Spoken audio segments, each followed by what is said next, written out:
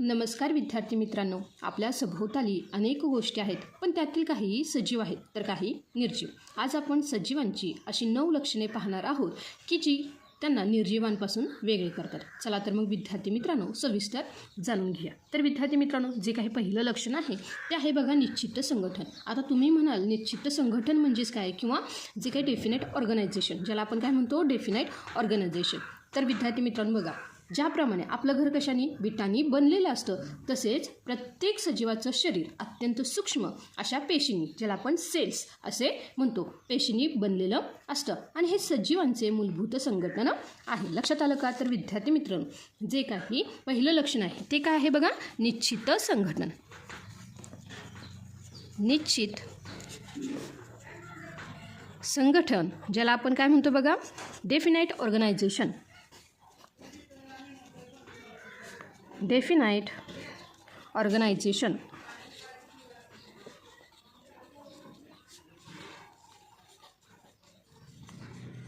तर बघा विद्यार्थी मित्रांनो, मानवी शरीर कोट्यावधी पेशींनी बनलेले आहे. तर अमिबासारखा छोटा जीव फक्त एका पेशीचा बनलेला आहे. तर हे जे काही निश्चित संघटन आहे ते कशाने बनतं बघा विद्यार्थी मित्रांनो, पेशी. काय आहेत रे? पेशी. आणि ह्या पेशी 2 प्रकारच्या आहेत. एक आहे ती एकपेशीय आणि दुसरी आहे ती बहुपेशीय. काय आहे बघा, जी काही पहिली आहे ती काय आहे बघा, एकपेशीय, आणि दुसरी आहे ती बहुपेशीय. दुसरं काय आहे बघा, बहुपेशीय. आता त्यानंतर जे काही सजीवांचं दुसरं लक्षण आहे ते काय आहे बघा, चयापचय, ज्याला आपण काय म्हणतो मेटाबॉलिझम. काय आहे बघा दुसरं, चयापचय, ज्याला आपण काय म्हणतो मेटाबॉलिझम. तर बघा विद्यार्थी मित्रांनो, आपल्या शरीरात सतत रासायनिक प्रक्रिया सुरू असतात. नवीन घटक तयार होणे म्हणजेच चय, आणि जुने घटक मोडणे म्हणजेच अपचय, यांच्या एकत्रित क्रियेला चयापचय म्हणतात. यामुळेच आपल्याला काम करायला ऊर्जा मिळते. आता आपण खाल्लेल्या अन्नाचे रूपांतर ऊर्जेत होणे ही सुद्धा काय आहे रे, चयापचय क्रिया. तर विद्यार्थी मित्रांनो, चयापचय म्हणजेच काय, तर बघा चय म्हणजेच काय, नवीन घटक तयार होणे. चय म्हणजेच काय विद्यार्थी मित्रांनो, नवीन घटक तयार होणे. नवीन घटक तयार होणे. आणि जे काही अपचय आहे म्हणजेच काय, जुने घटक मोडणे. जुने घटक मोडणे. त्यासोबतच आता जे काही सजीवांचं तिसरं लक्षण आहे ते आहे श्वसन, ज्याला आपण काय म्हणतो रेस्पिरेशन. काय आहे बघा, जे तिसरं लक्षण आहे ते आहे श्वसन, ज्याला आपण काय म्हणतो रेस्पिरेशन. तर बघा विद्यार्थी मित्रांनो, जिवंत राहण्यासाठी सजीव हवेतील ऑक्सिजन घेतात आणि शरीरातील कार्बन डायऑक्साईड वायू बाहेर सोडतात. यातूनच अन्नाचे ज्वलन होऊन ऊर्जा मुक्त होते. उदाहरणार्थ काय, आपण काय करतो रे, नाकावाटे श्वास घेतो. तर जे काही मासे आहेत हे कल्ल्यांच्या साहाय्याने पाण्यात विरघळलेला ऑक्सिजन घेतात. लक्षात आलं का? आता श्वसन करण्यासाठी आपण काय म्हणतो बघा, ऑक्सिजन घेणे आणि कार्बन डायऑक्साईड बाहेर सोडणे. शरीरात नाकावाटे ऑक्सिजन घेणे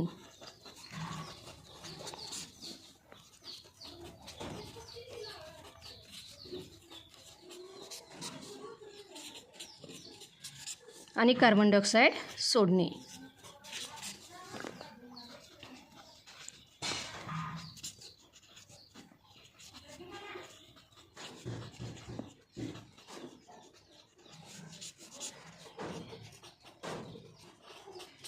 मासे काय करतात रे, कल्ल्यांच्या मार्फत ऑक्सिजन घेतात. मासे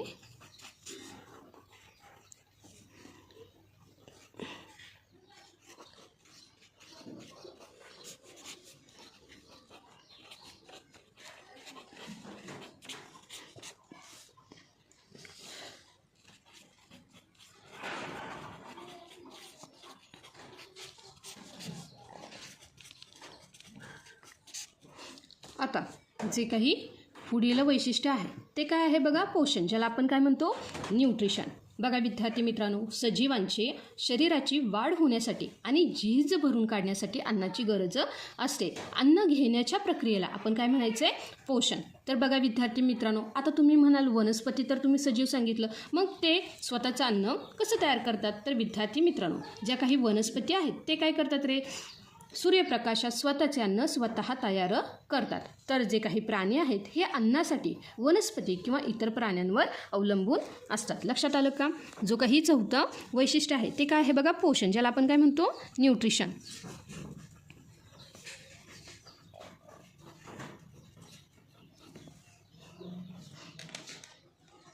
काय आहे बघा? शरीराची वाढ होण्यासाठी आणि झीज भरून काढण्यासाठी.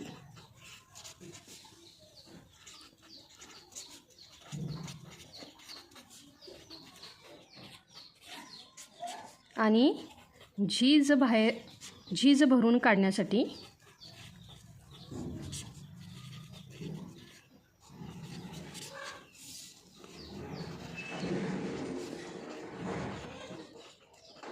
अन्नाची गरज असते. आणि हे अन्न आपण काय करतो रे? घेतो. ह्या प्रक्रियेलाच काय म्हणायचं आहे? पोषण. लक्षात आलं का? वनस्पती काय करतात? सूर्यप्रकाशात स्वतःचे अन्न स्वतः तयार करतात. आता जे काही पुढील वैशिष्ट्य आहे ते काय आहे बघा? उत्सर्जन, ज्याला आपण काय म्हणतो? एक्सक्रीशन. तर बघा विद्यार्थी मित्रांनो, आता बघा शरीरात काय होते रे? जेव्हा चयापचय क्रिया होताना अनेक नको असलेली विषारी किंवा टाकाऊ पदार्थ तयार होतात. हे पदार्थ शरीराबाहेर टाकण्याच्या क्रियेला उत्सर्जन म्हणतात. आता उदाहरणार्थ बघा, माणसाला येणारा घाम किंवा लघवी आणि वनस्पतींच्या पानावर पडणारे डिंक किंवा चिकासारखे पदार्थ, हे काय आहे रे? सजीवांचे उत्सर्जन. लक्षात आलं का विद्यार्थी मित्रांनो? काय सांगितलं बघा? नको असलेले विषारी आणि टाकाऊ पदार्थ शरीराच्या बाहेर टाकणे. नको असलेले विषारी आणि टाकाऊ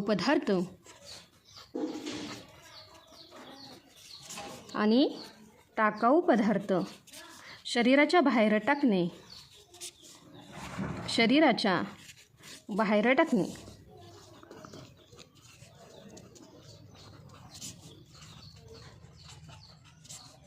उदाहरणार्थ काय आहे बघा? येणारा घाम, माणसाला येणारा घाम,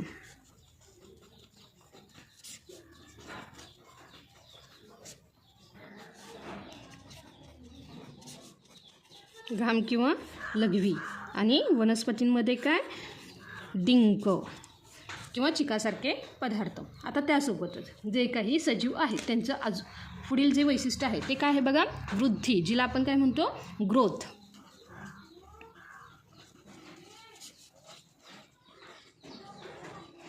तर बघा विद्यार्थी मित्रांनो, जेव्हाही सजीव जन्माला येतो, जन्मानंतरनं सजीवाचा जो काही आकार आहे आणि त्याच्या वजनामध्ये काय होते रे? वाढ होते. सजीवांची ही वाढ ठराविक काळापर्यंत किंवा काही बाबतीत आयुष्यभर सुरू असते. उदाहरणार्थ बघा, आपण काय करतोय? एक छोटीसे बी पेरल्यानंतर त्याचे काय होते रे? मोठ्या वृक्षामध्ये रूपांतर होते. आणि ही वाढ काय होते रे? की ही काही ठराविक काळापर्यंत त्या झाडाची वाढ होतं राहते. लक्षात आलं का? किंवा जे काही लहान बाळाचे प्रौढ माणसामध्ये रूपांतर होते. म्हणजेच काय? एक ठराविक काळापर्यंत काय होते रे? माणसाची वाढ होते. लक्षात आलं का? वृद्धी म्हणजेच काय? ग्रोथ. ज्याच्यामुळे काय होतं रे? सजीवांच्या आकारात आणि वजनात वाढ होते. सजीवांच्या आकारात आणि वजनात वाढ होते.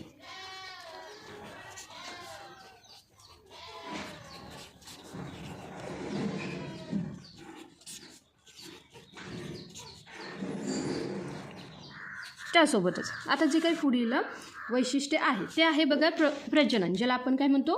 रिप्रोडक्शन. काय आहे बघा? 7वं प्रजनन, ज्याला आपण काय म्हणतो? रिप्रोडक्शन.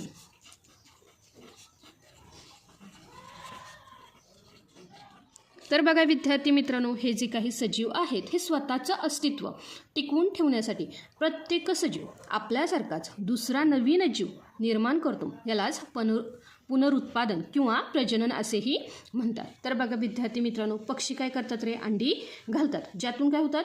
पिल्ले बाहेर येतात. तर झाडांच्या बियापासून नवीन रोपे तयार होतात. लक्षात आलं का? स्वतःसारखाच. प्रजनन म्हणजेच काय? स्वतःसारखा दुसरा जीव निर्माण करणे, स्वतःसारखाच दुसरा जीव जन्माला घालणे.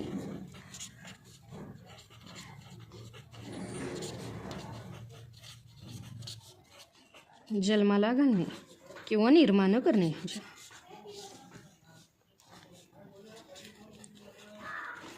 ह्यालाच काय म्हणायचं आपण? प्रजनन. त्यासोबतच जे काही 8वं वैशिष्ट्य आहे ते आहे जीवद्रव्य, ज्याला आपण प्रोटोप्लाझ्म असेही म्हणतो. काय सांगितलं बघा? जे काही 8वं आहे ते काय आहे बघा? जीवद्रव्य, ज्याला आपण काय म्हणायचं आहे? प्रोटोप्लाझ्म. तर बघा विद्यार्थी मित्रांनो, ज्या काही पेशी आहेत ह्या पेशींच्या आत असलेला जो जिवंत जेलीसारखा पदार्थ असतो त्याला आपण काय म्हणायचे? जीवद्रव्य म्हणायचे. सजीवांच्या सर्व जीवनक्रिया याच द्रव्यामुळे शक्य होतात. लक्षात आलं का? जर पेशीमधून हा जीवद्रव्य काढून टाकला तर ती पेशी मृत होते. म्हणून जीवद्रव्य हे जीवनाचे भौतिक आधार मानले जाते. काय सांगितलं बघा विद्यार्थी मित्रांनो? पेशीच्या आत असलेल्या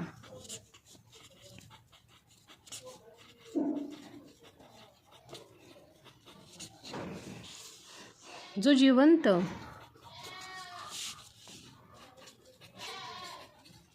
जेलीसारखा पदार्थ असतो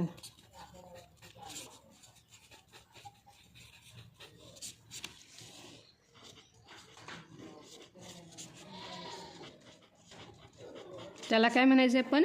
जीवद्रव्य. लक्षात आलं का? आणि हे जर काढून टाकलं तर काय रे? ती पेशी मृत होते. आता त्यासोबतच जे काही शेवटचं लक्षण आहे सजीवांचं ते आहे चेतना क्षमता, ज्याला आपण काय म्हणतो? Response to स्टिम्युली.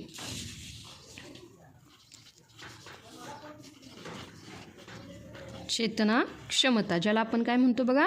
रिस्पॉन्स देणे.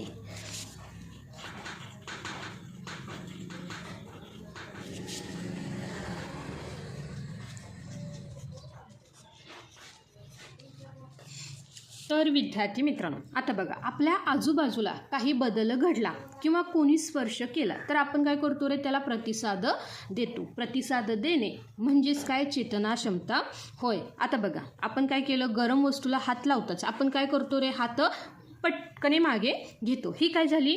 चेतना क्षमता. किंवा लाजाळूंच्या पानाला स्पर्श करताच ती मिटतात. हे काय झालं रे? चेतना क्षमता. म्हणजेच काय केलं की एखादा सजीव काय करतो रे? प्रतिसाद देतो. यालाच आपण काय म्हणायचे? चेतना क्षमता. तर विद्यार्थी मित्रांनो, ही 9 लक्षणे ज्याच्यात दिसतात तोच खरा सजीव. निसर्गाची ही किमया खरोखरच अद्भुत आहे. तुम्हाला हा व्हिडिओ कसा वाटला? आवडला असेल तर लाईक करा आणि तुमच्या मित्रांसोबत शेअर करायला विसरू नका. भेटूया पुढच्या व्हिडिओत. तोपर्यंत धन्यवाद.